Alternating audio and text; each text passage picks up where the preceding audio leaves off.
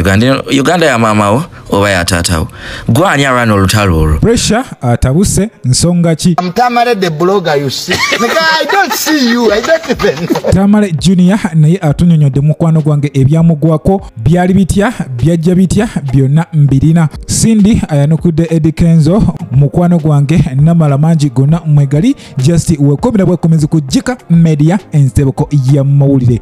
Gwatanaba kuwanga subscribinga genda maso o subscribinge likinga commentinga tusobola kuwanga temunange tutambula fenna. Buterevu ntandise n'omukulu Tamale Jr ono munange anyonyodde ebyatuukawo byonna. Jukira ono emabega kawo yafulumira mu katambi kano kalaga engeri munange gye bamukwatamu n'omukwata amatayi. Wabula ono avuddeyo n'atunyonnyola byonna engeri gye byatandikamu ne gye byava. Nawe mwewulireko. Akasajja kankuba omukono nyimirira.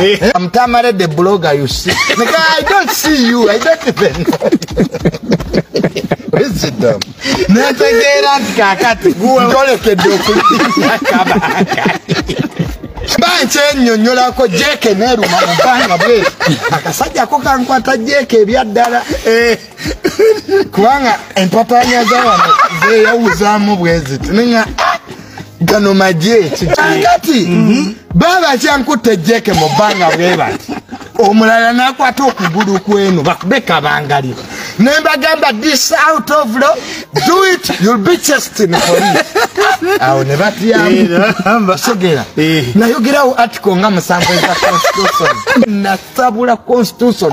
Ati ngabagala obewulira put them under the pick up. Kati wenayogera yawo kati kakatu. Nozanaga exaja kamakala ikakaluya. Kaina muku mateeka. Mushoke mukaleke. Nikada nakubira buli mukuru. Nakubira James mwayi. Laba eyayitamu airtime nagwako. Put even it doesn't have airtime. Put this one. Nabona munakala binadalo omufere. Nikagamba obudde n'omusajja gwetata ine airtime. Put nyenza onewole.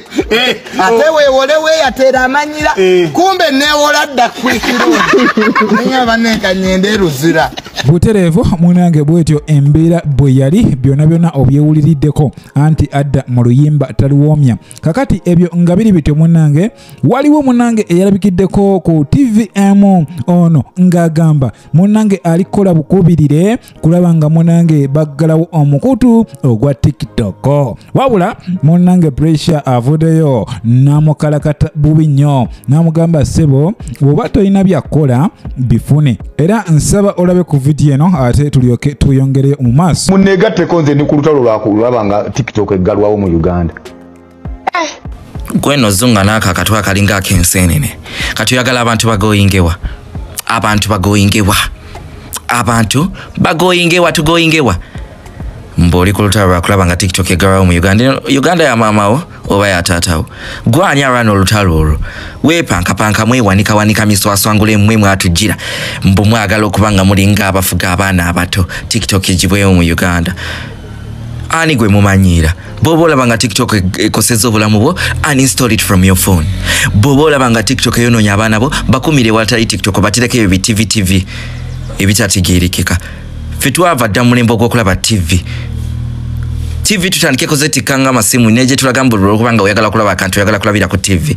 Buterevu mukwano gwange ku side eyo embeera yo bwetyo weeri. Tetumanyi oba munange omukutu guno gwe beyimbamu bana gusobola because twalabako eggwanga erya America nalyo lyavayoko emabega kaawo ne lyagala okubanga ate munange lijjawo omukutu guno. Wabula omukulu atwala omukutu guno ogwa TikTok muganda wange yali musajja mugezi nnyo era buli kibuuzo ekyamuddibwangamu ono nga kibaddamu nga bwe kirina okuba era gye byaggwera nga tebamusobodde. Eyo nga nkujjayo mukwano gwange ye omukyala Sindalira Sanyu baby ono avuddeyo n'aweereza obubaka munnange eri omukulu Eddie Kenzo era ng'ono ye mukulembeze wa Federation y'abayimbi. Cindy agenze maaso n'ajjayo verse mu luyimba lw'omukulembeze ow'ekibiina ekya Unity Platform omukulu Honorable President Kyagulanyi Ssentamu. Ono ategeezezza Eddie Kenzo nti if you are ready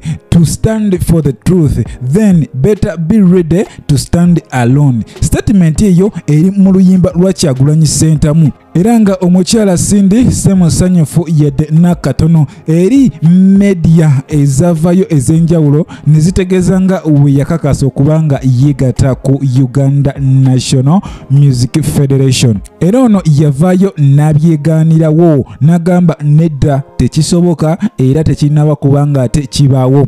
Ono alumiriza Eddie Kenzo okubanga munange apaswedinga oba asikiriza abayimbi abali mu kibiina ekya Wuuno munange beegate ku federation ye awono asobole okubanga munange agigomeza. Cindy agamba mukole ekyo ate aba akubamu ebituli ekibiina ekya Wuuno. Jukira mulimu bammemba abalina ebifo ebinene mu Uganda Music Federation ate nga mu kiseera kyekimu ne mu Wuuno nayo balinayo ebifo. Kale woba okitunuddemu munnange ate kiba kitawanyamu ku nkola y'emirimu because abamu banene eno ate neri banene. Kitegeeza omuntu asobola okujja information n'agijja mu Wuuno ate n'agitwala mu federation ate nga agikyusiza mu style ndala nnyo. Kale ojja kwesanga nti yo Wuuno ejja kuba enafuyidde ddala. Era Cindy ng'omukulembeze omulungi ono agenze mu maaso n'ategeeza Kataleya and Kando munnange balekerawo okuba nga ate balumba Ellen Lukoma.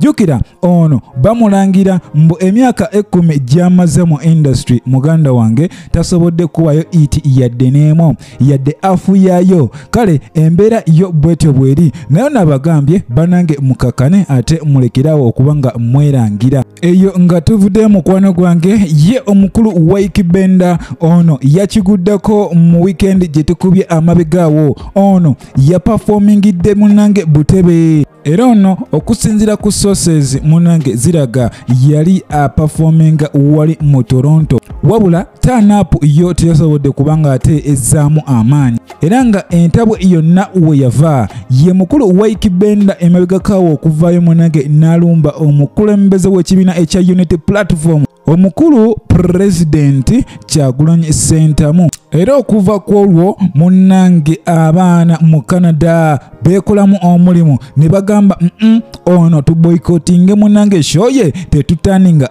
up. Era ono oyagenze okubanga ate munnange ayimba munnange abantu tebasobodde kubanga bajumbira. Jukira ono babadde bamutegesenemu Eddie Monto era bano abategesi bagambye nedda tetugenda kubanga ate tulinda losi ndala. Ono shoye katugikansolinge era bwetyo ya kansolingiddwa era Waikibenda twamulabyeko emabegakawa yavuddeyo n'ategeeza nti agenda ku refundinga sente ezo munange ziddizibwe abo ababadde baguze tickets. Kitegeeza eyo show nayo babadde bagenda giboycottinga. Awono abategesi babune emiwabo butereevu awono n'ekujukiza nti obadde ku KIKA Media ensibuko ya mawulire. Kotanaba kubanga osubscribinga genda maaso subscribinge likinga commentinga sobola okubanga tutambula ffenna. Saba Mukama Katonda abankuumire mweraba.